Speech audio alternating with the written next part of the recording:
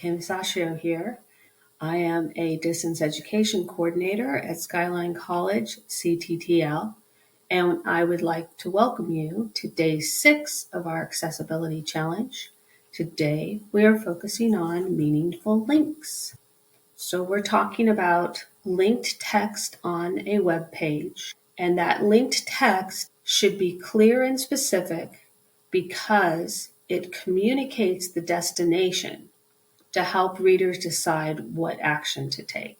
So when assistive technology identifies a link on a web page, it reads that text out loud. If there is just a URL on the page instead of a meaningful text label or description, that's going to be a barrier to accessibility.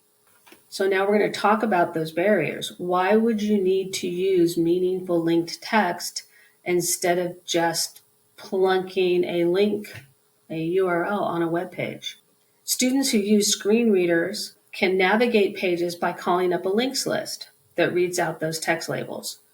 So imagine a string of URLs read out character by character. That's not going to be helpful. Secondly, screen readers identify links already. So they'll be reading down a page, they'll say link, and then they'll read that text label. So that descriptive text is very important to communicate what that link means. Why should the person click on this link?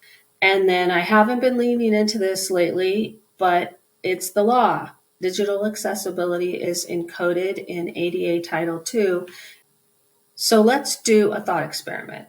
Which of these options is more useful? First, let's imagine you're listening to the text. Link, Rescuing My Daughter from the Cult of Labubu, is an insightful essay on materialism in contemporary culture. Or the second option, Rescuing My Daughter from the Cult of Labubu is an insightful essay on materialism in contemporary culture, parentheses, https://www. You get the idea.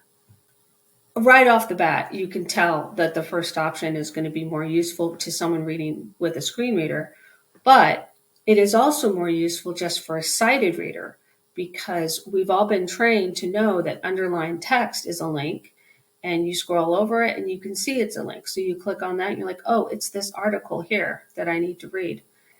Some accessibility considerations to consider. Please don't just use text like click here or more or read more and just link that text because that ends up being completely not useful to folks who are using screen readers. You want to use unique text labels for links with different destinations. That's super easy if you just use the website name or the article name.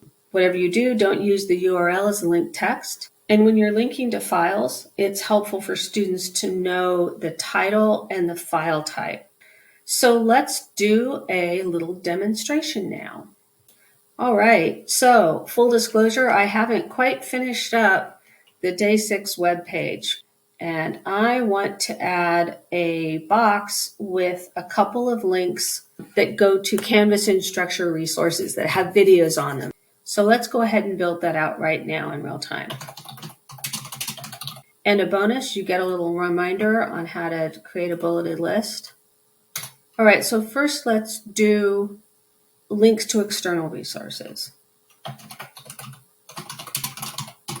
have that queued up over here. And I'm going to copy that. So I've got the URL. Can you imagine having that entire URL on the page? That would be a bit much. I just select my text, click the little link button, click external link. It's already got the text in there. Just paste it in there, done. So you won't see this on the finished web page, but I want to do a demonstration showing you how to link directly to another page in a Canvas course. Place your cursor wherever you want to. Go to that link text again, but this time you select course link and it opens up a side panel.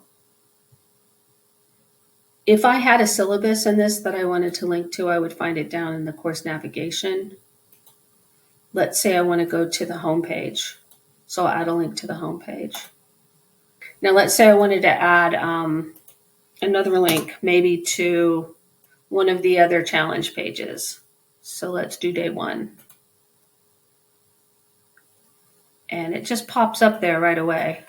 Let me close this and I'll show you. All right.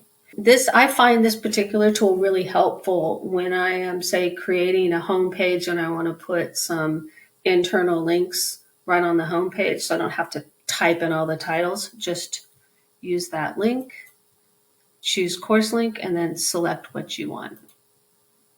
And that's it. That is all we're going to focus on today. Thank you very much for joining me.